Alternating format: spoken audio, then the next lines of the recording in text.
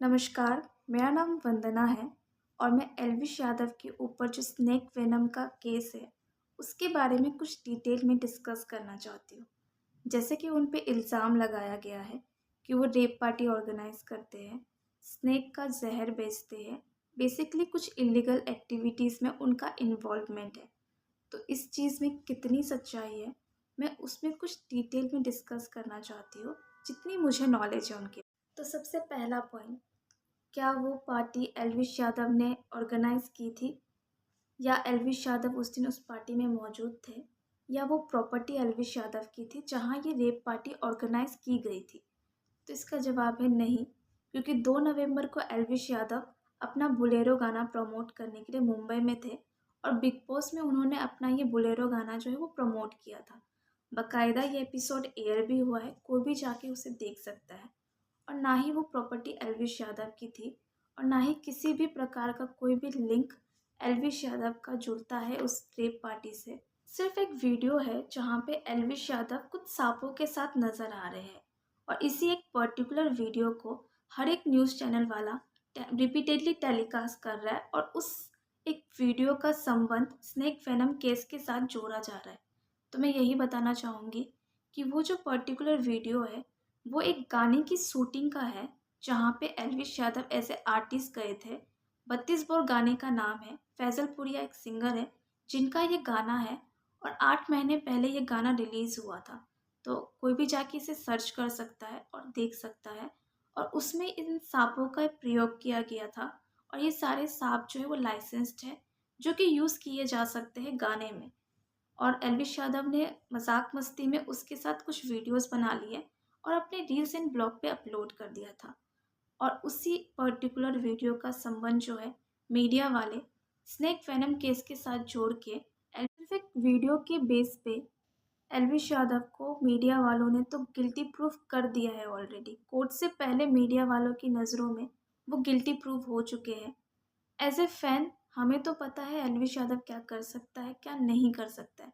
But जो लोग उन्हें नहीं जानते हैं, उनके तरफ तो उनकी पहली छवि जो जाती है वो तो यही होगी ना कि Elvish Yadav snake venom case में इन्वॉल्व है, Elvish Yadav rave party organise करते, इलीगल एक्टिविटीज़ में एल्विश यादव का नाम इन्वॉल्व है।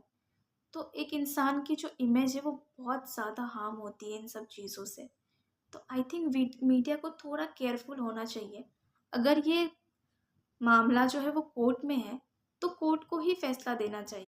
और सबसे इम्पोर्टेंट बात, अगर कोई इंसान इलीगल काम करता है या लीगल काम करता है, तो उसका एक ही मकसद होता है, क्योंकि उन्हें पैसे कमाने होते हैं। तो I don't think Elvish Yadav को पैसों की कोई भी इतनी दिक्कत आ रही है कि उनको ये इलीगल एक्टिविटीज़ करनी पड़े। वो बहुत ही डिसेंट फैमिली से बिलोंग करते हैं।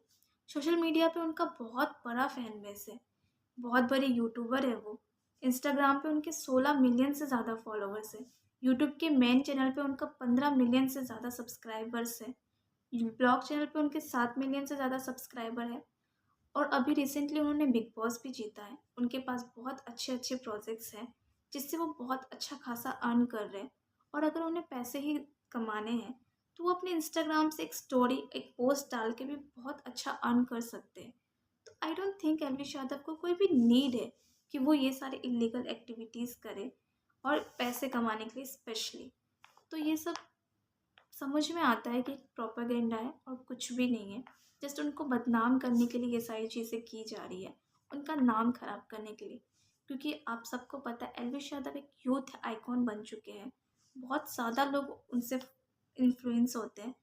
उनका फैन बेस इतना लॉयल है कि एल्विश यादव अगर एक बार स्टोरी डालते हैं तो लाखों लोग, हज़ारों लोग उनके पास आ जाते हैं, उनके मीटअप पे आते हैं, उनसे मिलने के लिए बेकरार रहते हैं। तो ये वही है, कोई अगर सीढ़ी चढ़ता है तो उसको खींचने वाले बहुत सारे लोग होते हैं। कहीं न कहीं आप मानो या ना मानो, एल्विश यादव के साथ जो ये सारी चीज़ें हो रही है, उसका एक प्रमुख कारण ये भी हो सकता है क्योंकि एल्विश यादव इकलौते यूट्यूबर है, बड़े यूट्यूबर जिसका फैन बेस बहुत बड़ा है, इकलौते यूट्यूबर है जो सनातन धर्म को, हिंदू धर्म को खुल के सपोर्ट करते हैं। चाहे वो कश्मीरी पंडित का मामला हो, नुपुर शर्मा का मामला हो, लावण्या का मामला हो या फ्री हिंदू टेम्पल के लिए आवाज़ उठाना हो, बांग्लादेशी हिंदू के लिए बोलना हो, CAA, NRC, कृष्ण जन्मभूमि, दिवाली के खिलाफ जो प्रोपेगेंडा दिवाली आते ही जो शुरू हो जाती है उसके खिलाफ बोलना हो, या कृष्ण जन्मभूमि के बारे में बोलना हो, या कुंभ मेले के बारे में बोलना हो, या हिंदू फोबिया वेब सीरीज जो आजकल बनते हैं उनके बारे में बोलना हो। सिर्फ और सिर्फ एलविश यादव एक ऐसे यूट्यूबर है जिन्होंने इन सब के खिलाफ खुल के आवाज़ उठाई थी, जिसकी वजह से उनको बहुत सारे डेथ थ्रेट, बहुत सारी प्रॉब्लम हुई थी। बट फिर भी एलविश यादव कभी भी ना रुके और उन्होंने अपना आवाज़ उठाना कभी भी नहीं छोड़ा। और इसकी वजह से उनके बहुत सारे फॉलोवर्स भी डिक्रीज हुए थे। जो लेफ्ट लोवीज होते हैं वो लोग ने उसको अनफॉलो कर दिया था। और वो लोग हर वक्त कहीं ना कहीं ये कोशिश करते कि एलविश यादव को कैसे उनका नाम खराब किया जाए, कैसे उनको प्रॉब्लम दी जाए, और उनका बेसिकली जो उनका फैन बेस इतना स्ट्रांग हो चुका है उसको कैसे बर्बाद किया जाए। तो आई थिंक इन सब चीज़ों में भी कुछ इन्वॉल्वमेंट हो सकता है। अगर आप नोटिस करो तो ये सारी चीज़ें इलेक्शन के आसपास हो रही है, क्योंकि शायद इसके पीछे एक ये रीज़न भी हो सकता है क्योंकि एलविश यादव का पॉलिटिकल बैकग्राउंड जो है वो कहीं ना कहीं स्ट्रांग होते जा रहा था। तो इसके लिए भी उनकी छवि खराब करने के लिए शायद ये सारी चीज़ें हो रही हो।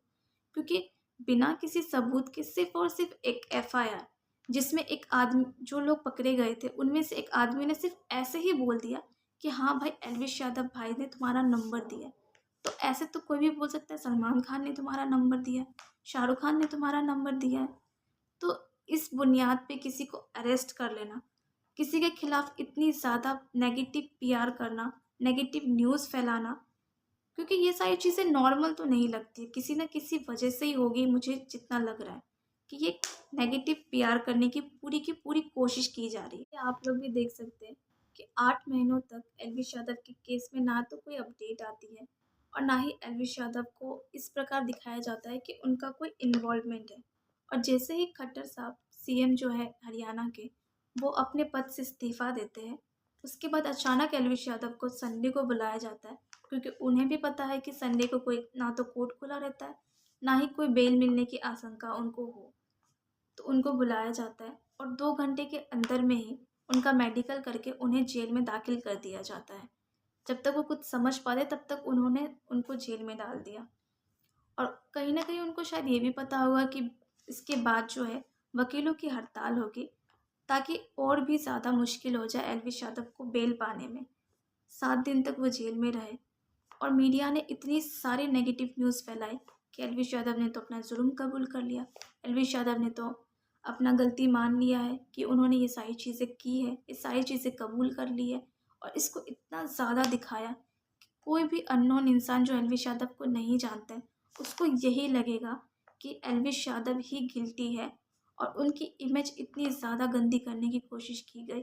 मैक्सटेन वाला जो मामला था, उनको उठा के उन एल्विश यादव को एक गुंडा पोर्ट्रे करने की कोशिश की कि एल्विश यादव को तो एंगर इश्यूज है, सतत उनके सर पे चढ़ गया है, वो एक गुंडे हैं, वो कभी भी किसी को भी मार देते हैं, किसी से भी बदला ले सकते हैं, किसी का कुछ भी कर सकते हैं, इलीगल एक्टिविटीज़ में उनका नाम है। मतलब उनकी छवि बेसिकली ख़राब करने की कोशिश की जा रही थी। इतना ज़्यादा करने की कोशिश की जा रही थी कि उनके माँ बाप को मजबूरन मीडिया में आना पड़ा, जबकि वो बहुत ही सिंपल लोग हैं।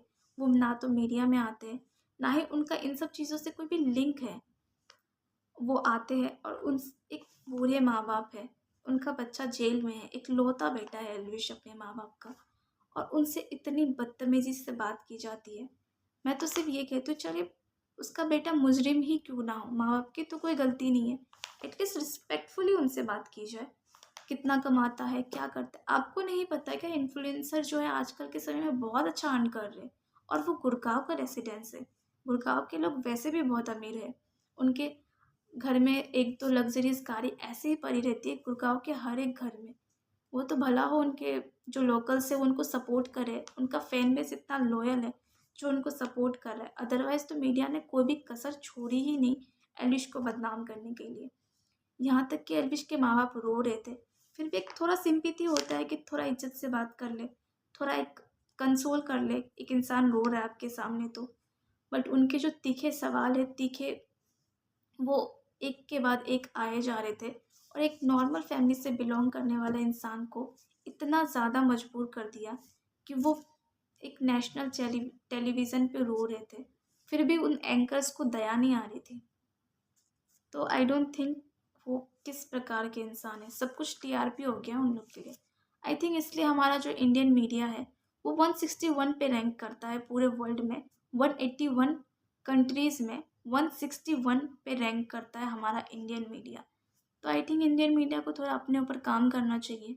एक अच्छे एंकर, एक अच्छे लोगों को लेना चाहिए ताकि वो एम्पैथी के साथ सही न्यूज़, सही चीज़ें दिखा सके और इंडियन मीडिया का जो इतना नाम खराब हुआ है वो थोड़ा अच्छा। अगर आप थोड़ा सा भी लॉजिकली अगर सोचते हैं तो आपको इतना तो समझ में आ जाएगा कि एल्विश यादव को ऐसी छोटी इलीगल एक्टिविटीज़ करने की ना तो कोई ज़रूरत है और ना ही कोई नीड है उनको।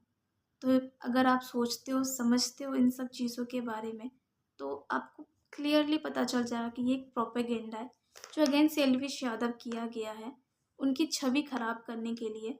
जो उनको सक्सेस हासिल हुई है, उनसे बहुत लोग जलने वाले भी हैं, प्यार करने वाले भी हैं, पर जलने वाले भी हैं।